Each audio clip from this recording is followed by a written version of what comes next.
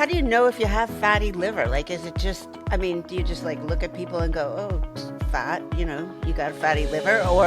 And how many people have it? Like, does everyone walking around at risk? Like, how do you know? Well, it's kind of crazy when you think about the number of people affected by fatty liver disease. I mean, it's pretty enormous. Welcome to Fat Science. I'm Mark Wright, along with Andrea Taylor and Dr. Emily Cooper. It's great to see you two. How are you? Hi. Hey there. Good. How are you doing? Good. On the show this week, this doesn't sound like a fun thing to talk about, but we're going to dive in to the issue of fatty liver disease. This sounds serious, Dr. Cooper. Let's just start with the baseline. What is fatty liver disease, and why should we be concerned about it? Well, you can kind of tell from the name fatty liver that it is a condition where the liver is infiltrated with abnormal amounts of fat. And the concern with that is if the liver gets inundated with extra fat throughout the organ, then it can't function as well. And so that could affect the organ function, and it can lead to other complications as well. So our liver's just so critical because it helps us process all kinds of toxins and medications and things like that, and has numerous other functions as well. So preserving our liver health is just so critical. Before we started talking about this issue, I had no idea, Dr. Cooper, that we know that the liver is vital to human health, but doing a little bit of a deep dive, it's apparently essential for 500 functions necessary for life and good health in the body. 500 different reasons your liver is keeping you healthy and alive. We've talked about this before, but let's just take a deeper dive on the issue of metabolism and the role that the liver plays in metabolism. Because in the past on episodes, you've talked about the liver's ability to store carbs, right? Yeah, the liver stores glycogen, which is a stored form of carbohydrates that we can use when we're not eating in our fasted state, such as overnight while we're asleep. So it's really interesting if you ever look at the continuous glucose monitoring data, you'll see during the night while we're asleep, our liver releases these little bursts of glucose that look like similar to when we eat a meal, actually. So the liver is capable of releasing kind of a bolus, like a big amount of glucose to supply our energy at regular intervals, such as while we're asleep through the night, or during the day. It can also release just like a little drip of glucose in the background just to keep our blood sugar in a normal range. And it does this by responding to a hormone called glucagon, which is produced by the pancreas. So the glucagon sends that signal to the liver to release those stores of carbohydrate in the form of glucose into the bloodstream so that our blood glucose levels stay balanced. That's crazy. So blood sugar, and you've also said in the past, it also produces cholesterol and other essential fats. This is like sort of like a chemical command center, isn't it, in terms of balancing these things in our bloodstream?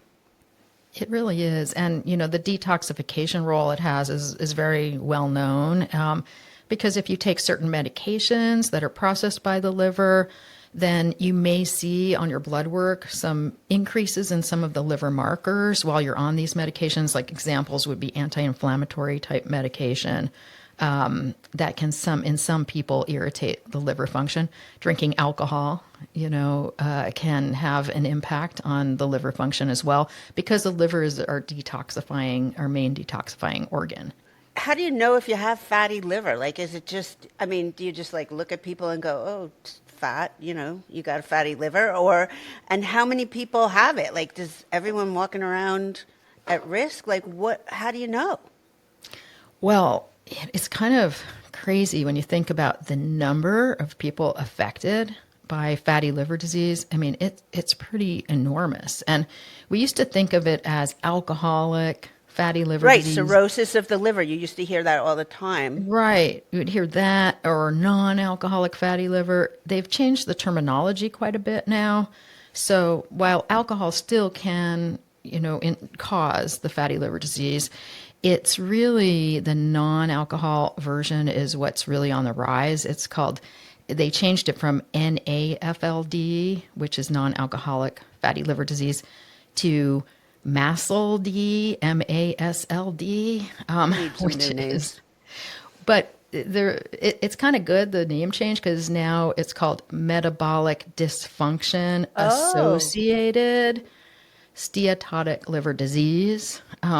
So it's connecting the metabolic dysfunction to being the cause, basically, of the fatty liver disease. And then in an advanced stage, it used to be called NASH, non-alcoholic steatorrheic hepatitis. Now that's called MASH.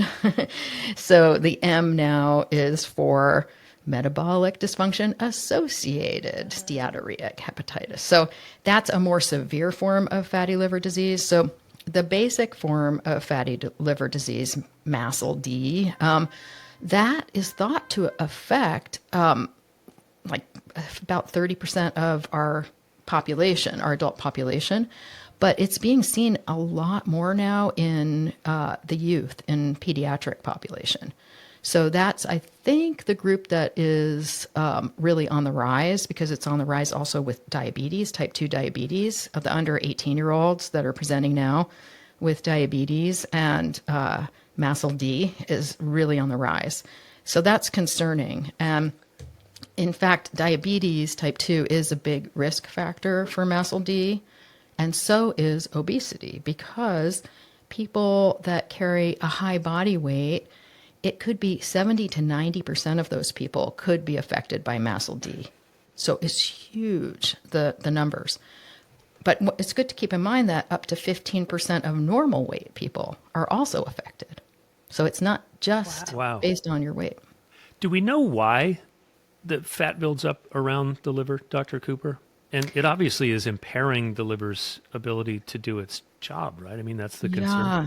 Well, there's really studying this, and I mean, there have been some definite genetic links.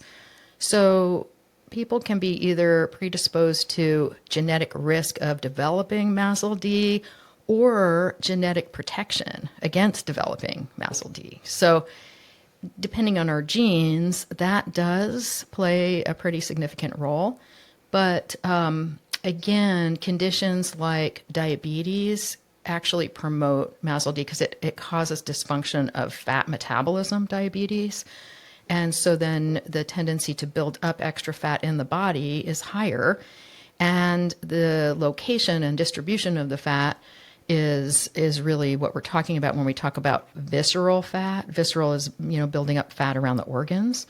So if we're building up fat in the subcutaneous area, which is just sort of under your skin and it takes up space, it bothers people, but it's not as unhealthy as if we build that fat up and it's infiltrating our organs. And so again, they've been looking at dietary lifestyle links and whether what kind of difference it really makes. And there have been some things identified, like eating a diet that's very high in animal fats has been associated with higher risk of developing MASLD, and eating a diet with high levels of refined sugars and things has been potentially associated too. And so on the flip side, eating a diet with complex carbohydrates such as whole grains, beans, legumes, and the plant-based fats, and also the omega-3 type fats, in many studies has been shown to reduce the potential risk. And so, but it's not like super cut and dry when it comes to that research of whether or not making those dietary changes is going to make a huge impact. But that is something to definitely be thinking about. And some of people are linking that to the microbiome health because we know, and we've talked about in this podcast and other episodes, that the microbiome, the health of our microbiome, meaning our flora, including our gut and all of the organisms that are in there that help us break down foods and manufacture vitamins and things, the health of that microbiome has an impact on not only our metabolism, but our cardiovascular health, our liver health, our brain cognitive health. So whether, the dietary differences are working directly or through influence on our microbiome is not clear at this point. But there are definitely risk factors, and it's interesting to look at that. But diabetes, high body weight are big risk factors. In a lean individual, I don't like that word lean, sorry, but in a person who doesn't have a high body weight, there's also been some thought that lack of muscle mass can be playing a role, and the need for developing more muscle mass as a protective can be something to look at. Wow. Okay, let's transition now to how do you diagnose? Because I remember, Andrea, you said early on in your metabolic journey, Yeah. you discovered you had fatty Right liver. away. Right Is away this- we yeah, found so it. How do you find it, Dr. Cooper? How do you diagnose it in people? The blood. Well, there's a tendency to look at a lot of different things and to jump to conclusions. But what we really want to do is really find out for sure, because it can be really confusing, because sometimes that the liver test that we get on a blood test, the most common ones that people will see are ALT and AST. These are enzymes the liver produces, and they increase when the liver is kind of experiencing some kind of irritation or some kind of dysfunction. And so on lab work, if we see elevations of those markers, then we start getting suspicious, especially in a person who is at high body weight or with liver disease, or even normal weight people that show metabolic syndrome. So that would be one thing, but you have to keep in mind that you could have completely normal ALT and AST levels and still have fatty liver disease. So it's not a guarantee just if they're normal that you don't have this disease. Often it's seen on imaging tests that were done for other reasons. Like suppose you have one of the calcium scoring heart scans. On those tests, they actually look at just below the diaphragm, and the liver sits right below the diaphragm on the right side of the body. And often the radiologist will comment and say, oh, there's fatty infiltration of the liver that they can see on the imaging. So that is one way that it becomes evident. And another would be just routine MRI or ultrasounds or CT scans for any reason of your body where it shows up just as like, oh, I didn't know I had fat in my liver.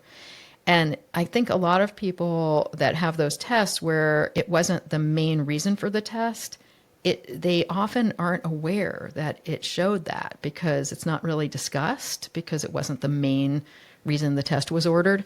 So a lot of times it's incidentally found like that. But I think that more and more we're starting to realize how prevalent it is and how important it is to detect it at early stages. Because remember, we want to detect it when it's MASLD and not the MASH situation where the inflammation has come in and fibrosis, and it's just really much harder to treat. So with the most simple way now to detect your risk is through simple blood tests and a formula that someone developed that's really highly predictive. So by taking your age and 3 blood markers that are on every single like standard test, ALT, AST, and platelet count, and it plugs into a formula that you can calculate online easily. There is a formula, but I won't bore you with, it's like square root of something. I don't think you're going to do it on your own. Thank you. But it's called the FIB4 score, FIB-4. And if you go online and find a FIB4 calculator and you have those numbers, platelets, ALT, AST, and your age, plug that in, and right away you'll be able to see if you are in a potentially high-risk category for MASLD. And it will also show you if you're in a category where it's ruling it out, which is nice because that formula is super it's showing to be really, really reliable. So that would be a good place to start. In fact, we incorporated, that formula now into our basic, software that we look at for all the labs. It automatically will calculate that to identify people.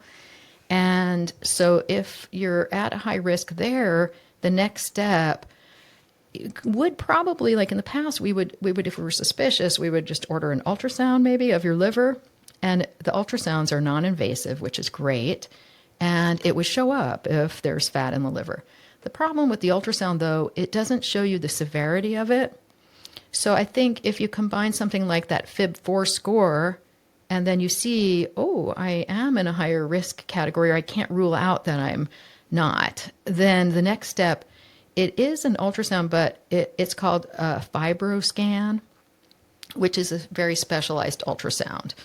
But again, we're talking about these tests are easy to get, they're non-invasive, and they're usually covered by insurance easily. It's not, if you meet the criteria, if there's that suspicion that you have metabolic syndrome or you have a condition that is an indication that you're at higher risk for MASLD, or you have abnormal ALT or AST or FIB-4 scores, then it should be covered to have a fibroscan test done. And the fibroscan, it's like an ultrasound, but my understanding is it kind of sends like a little sound wave to see the density of the liver and to record that and stage it, put it into a risk stratification chart, where it can tell you you're in this stage or the next stage, stage 1, 2, 3, 4. And that correlates with the level of severity and the potential for the fibrosis that might be there. So fibrosis is kind of like it's like when you get a cut or a scar and it's healing over, there's that fibrous tissue there that's tough. So you can imagine with your liver, if it's infiltrated with fat, it might impair the function a bit, but it doesn't really impair it that much. But if that fat starts to be associated with fibrous tissue, that kind of bogs down the liver cell ability to function, that's where you're going to get into more and more disease risk. And so if that score comes out pretty high, then of course there's other tests to do. It used to be that everyone got a liver biopsy to make the diagnosis. And so you can imagine if 70 to 90% of people with high body weight have MASLD, are they really all going to have a liver biopsy to diagnose it? No. So these new tests are much better that are being applied. The FIB-4 score, the fibroscan ultrasound. There are definitely other tests. There's something called an elastogram, MRI, CT scan. There's so many different ways to assess it before you get to needing a liver biopsy. But sometimes we do need the liver biopsy in severe cases and cases of deep concern. Can I ask what I always ask my doctors when they tell me I have a disease or a problem? Am I going to die from this? Am I like, can you die from fatty liver disease? Like, what does it do to you? What happens? Well, that's a good point. You actually can die from it. It can be fatal, yes. If you get into a situation where it has progressed to a point and you have developed the inflammation associated with the MASH, and you've developed liver dysfunction that is really, now your liver is very impaired, that's where people have liver transplants for this condition. Mm-hmm. Wow. So it is super serious. And that's why there's a desperate need to identify people at risk. It's kind of like if you think of pre-diabetes and then how much of that progresses to diabetes. Well, MASLD, how much of that progresses to MASH. It's not a high percent of people with MASLD that are going to progress to full-blown MASH and get into a situation where they need a liver transplant. But there is a certain percent, and it's not insignificant. And so I think identifying things early so that people understand whether they're at risk or not, and then the frequent monitoring. So maybe if you do all the scan and the FIB-4 scores, every year or two, to find out the progression. every year might be too often to see the change, but sequential testing to make sure that it's not progressing and make sure that it's maybe even improving. Let's talk more, Dr. Cooper, about the role that alcohol plays in liver disease. And it seems like with each new study on alcohol, we're finding out that that there's really no safe level, is what we're finding out from a lot of research now. It used to be, 2 drinks a day or was the max or something like that. But what are you hearing in terms of the research, and does it lead to kind of the same condition if people have excess alcohol consumption? Is it the same liver condition as just normal fatty liver disease, or is it a distinctly different impairment of the liver? That's a great question. My understanding is it's pretty similar, the pathophysiology of it. I mean, where it ends up. With the alcohol, there is the fatty infiltration, there is the fibrosis and cirrhosis, which is the term used in alcohol-related fatty liver disease that's progressed to that scarring, fibrous kind of situation. And there's liver failure, there's need for liver transplants. I mean, so I think there's a lot of overlap with that. But I think that, some of the information that's coming out about alcohol, they're still trying to figure out some of the risks that have shown up. Like, for example, the cancer risk. I mean, it's a little bit off topic, but that's where alcohol now has gotten to that where there's no safe amount of alcohol. It's not so much for the fatty liver problem, because that would require, pretty chronic drinking for most people, or mixing alcohol with something like a medication that's detrimental to the liver or something. But alcohol recently has been shown to increase risk of certain types of cancer.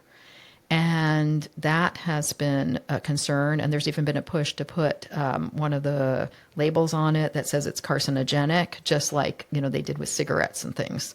But if you look deep into the research, what I saw was very small association, like super low.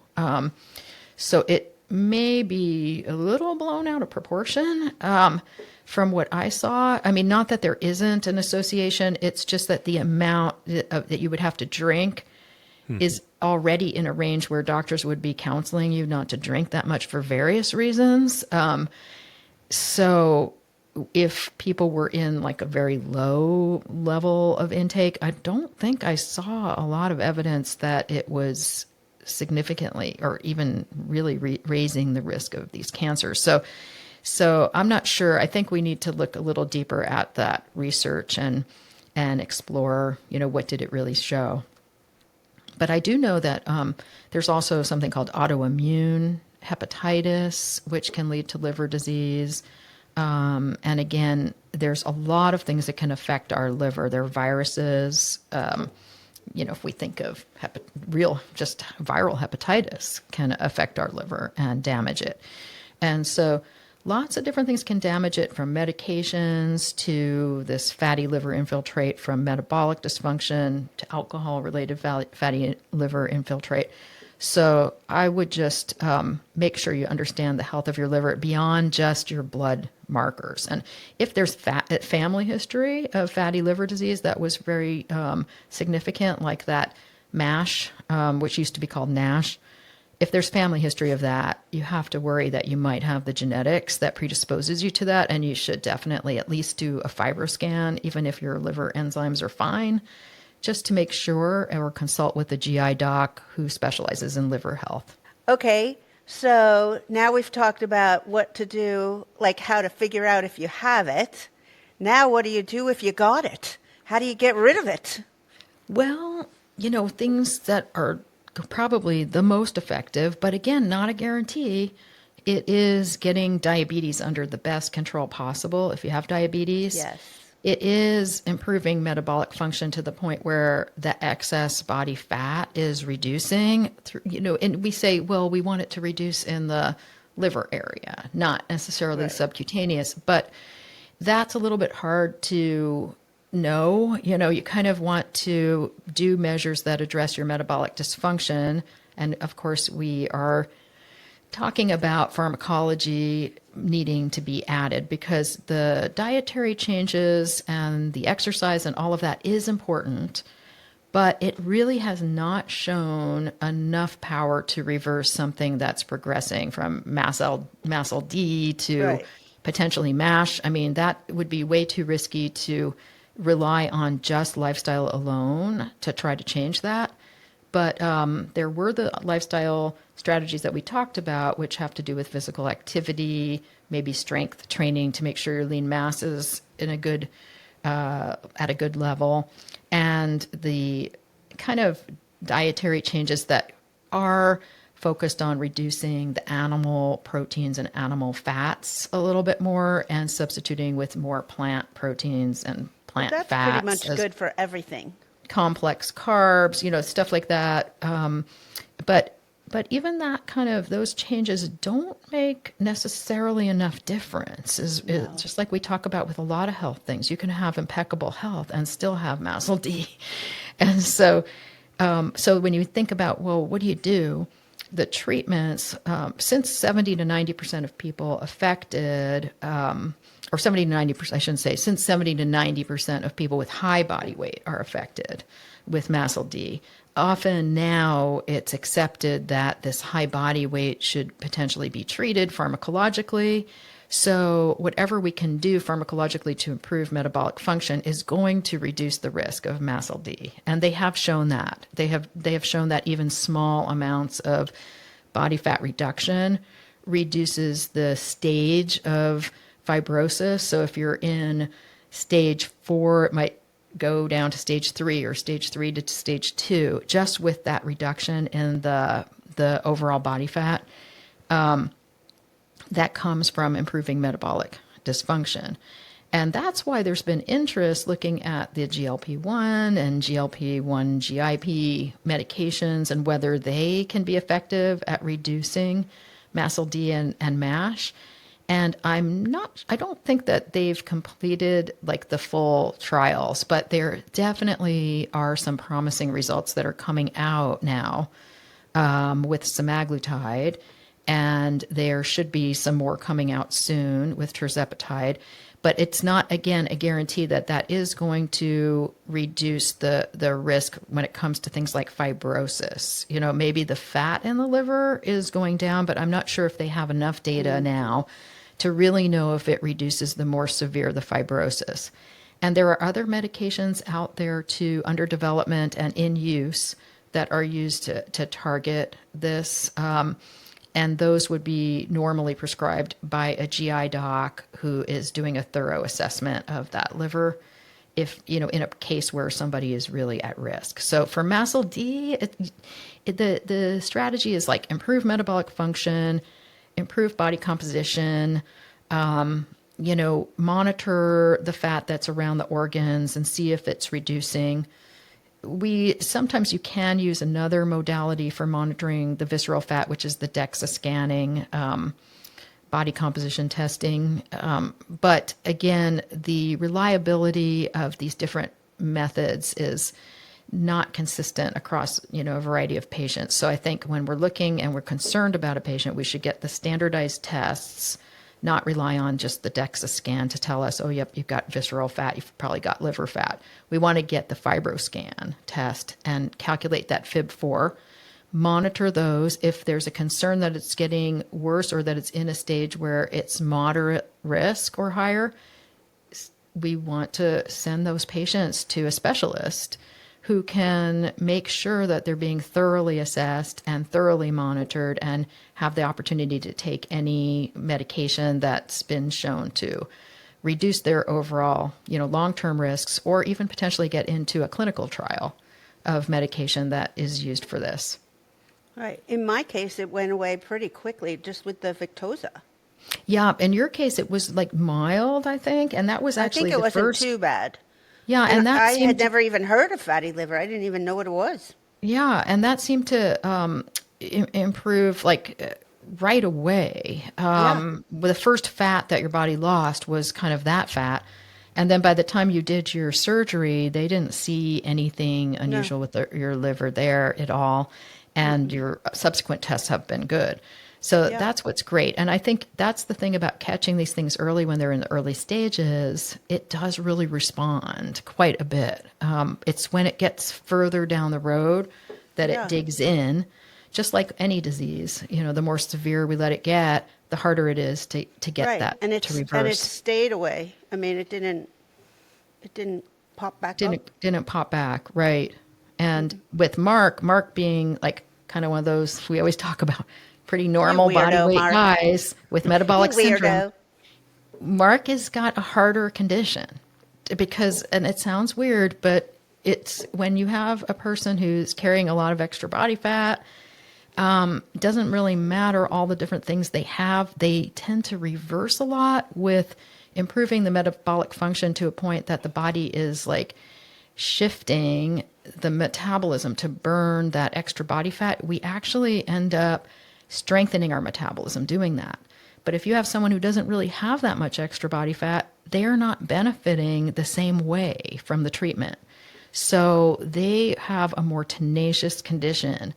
And people have studied this, especially in men with metabolic syndrome that are not in the obesity ranges. And so it tends to be that the cardiometabolic effects, and if there are liver effects, their insulin resistance, it's more tenacious and it's more stubborn to treatment reversal. So, yep, that's why Mark just started his exercise program more seriously. See, Well, if you and, were, see if you were fatter, Mark, it would have helped. Well, at the risk of oversharing, I mean, my cholesterol has been in optimal ranges for a long time, but the latest calcium score that I had measuring calcium deposits in my heart actually increased, which is not a good sign. And so we're trying to figure out. So it's a very complex system, isn't it, Dr. Cooper, that just because the numbers say one thing, the power of genetics and the power of metabolic dysfunction sometimes just overrides the whole thing, right? It really does. And sometimes what we're looking at is very superficial compared to what, taking that deeper look is important. And I've seen this numerous times, especially with like liver function enzyme markers. I've seen people that looked kind of normal and then something showed up on an incidental test and then we explore it and it turns out it is MASLD, and it is sort of progressing into some kind of fibrosis. And yet the lab work didn't really show that. But the FIB-4 score, it kind of picks up this stuff, which is amazing. And I think it's such an easy test to do. But I do think, just thinking about, Mark, your situation with the metabolic syndrome that's so like tough and your family history and your genetics, it's a good wake-up call, the heart scan you did that showed that increased plaque. It's because it's like, we better really look deeper at like all the metabolic syndrome areas and just see what the status is and not be just fooled by the superficial numbers that your treatment can be kind of more just mild. Maybe you need a stronger picture of treatment. And we do tend to have bias, even though we try not to have bias, but if you see someone at a super high body weight, you're kind of more thinking, oh yeah, you need like this level of medication. And you see someone that's not, and their numbers look good, and you think, oh, you don't really need much, But a lot of times that's not really true. We try not to be biased, and of course, we don't think that we should judge people from their size, but it still infiltrates our thinking. It sometimes still happens. Yeah.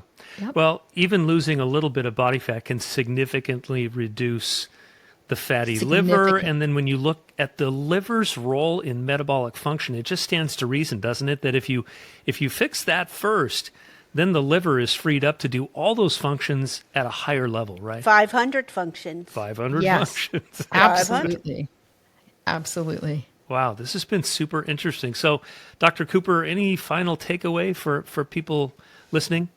I think, the one thing that struck me so much is about the kids. So I think if we have any parents listening and there's genetics in the family for metabolic syndrome, prediabetes, obesity, you don't want to have your kids, singled out or developing a complex about their health. But I think making sure that they've had a thorough check to rule out the chances that they might have insulin resistance or prediabetes, or MASLD, I have a lot of kids that come into our practice and they have elevated levels of ALT and AST, and they have elevated glucose, and they're young. And it's just like, wow, we really need to be looking closer, I think, at kids under 18 and starting early with the diagnosis and workup and treatment. Yeah. Wow, that's important. Andrea, any takeaway from you? I had no idea there were 500 functions in the liver, but I knew that it was important, but now we know mega, mega important. And just, it always stresses, like every time we do one of these on diseases and things, I'm like, wow, it just stresses more and more how important it is to just make sure that you go through testing and know your body. It's just so important to make sure that you really understand what's going on deep inside. And the fact that there are so many amazing treatments available now to get these that are not conditions that hard. under Not that hard control. to get to figure it out. You just have to sort of pay attention. All right, there you have it. Everything you wanted to know about fatty liver disease. Thanks so much, you guys, for another edition of Fat Science. No diet, no agendas, just science that makes you feel better.